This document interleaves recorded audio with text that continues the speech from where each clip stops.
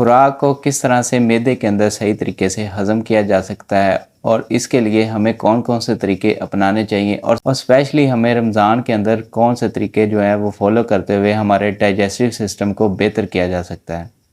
आज की वीडियो के अंदर आपको कंप्लीट डिटेल बताने की कोशिश करूँगा। अस्सलाम वालेकुम, मैं वकील बुखारी और आप देख रहे हैं MLT पाकिस्तान। आज की वीडियो डाइजेस्टिव सिस्टम के बारे में है, तो आज की वीडियो को लाजमी देखिएगा और स्पेशली रमज़ान के लिए, क्योंकि आपको पता है कि रमज़ान के अंदर डाइजेस्टिव सिस्टम के बहुत सारे मसाइल जो हैं वो सामने आ जाते हैं।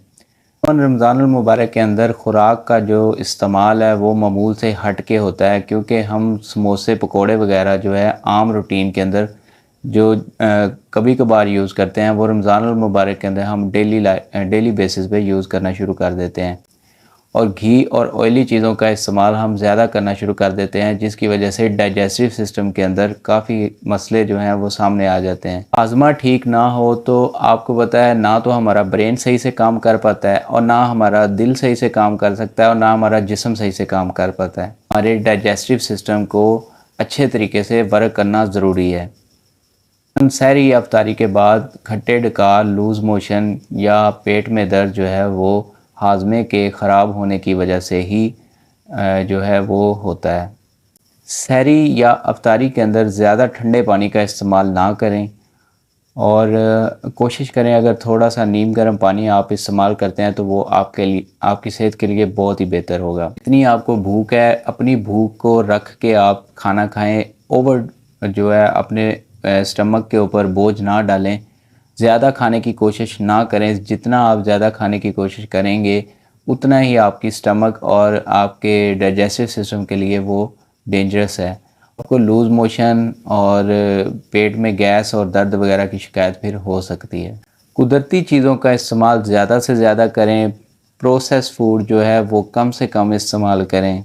जिसके अंदर फाइबर होता है वो आप ज़्यादा इस्तेमाल करें और उसके अंदर आपको पता है कि फ्रूट और वेजिटेबल वगैरह आती हैं, तो फ्रूट और वेजिटेबल वाली जो डाइट है वो आप ज़्यादा लें।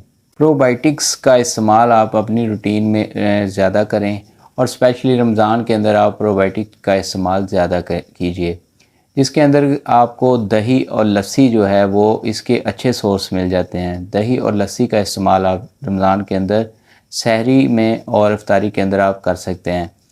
लेकिन इसके अंदर ये है कि हार्ट के और हाई ब्लड प्रेशर के पेशेंट जो है वो फ़ैट फ्री जो दही है वो इस्तेमाल ज़्यादा कर सकते हैं, वरना जो है वो मुनासिब इस्तेमाल करें। इसलिए खुराक को अच्छी तरह से चबा कर खाएँ। रमज़ानुल मुबारक के अंदर आपको पता है कि वर्जिश जो है वो नमाज अगर 5 टाइम पढ़ ली जाए और नमाज तरावी अदा कर ली जाए तो काफ़ी हद तक बॉडी की जो एक्सरसाइज है वो हो जाती है। तो रमज़ानुल मुबारक के बाद जो है अपनी रूटीन लाइफ के अंदर आप एक्सरसाइज का मामूल लाजमी बनाएं। एक्सरसाइज से हमारा जो डाइजेस्टिव सिस्टम है वो बहुत ही बेहतर तरीके से काम करता है। तो खाने की हाजत हो तो फ़ौरन से वॉशरूम जाएं और कभी भी इसको रोकने की ज़्यादा देर कोशिश ना करें, इससे भी बहुत सारे मसले जो है वो बन सकते हैं।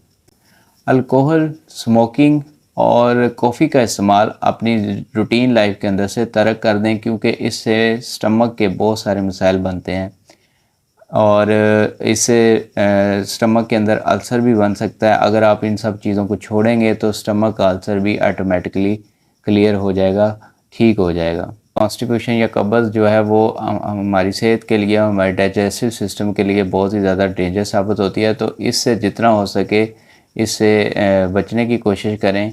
तो इसके साथ ही अपने दोस्त वकील बुखारी को दीजिए इजाज़त। मिलते हैं एक नई वीडियो के साथ, एक नए टॉपिक के साथ। चैनल को कर लीजिए सब्सक्राइब। टेक केयर, अल्लाह हाफिज़।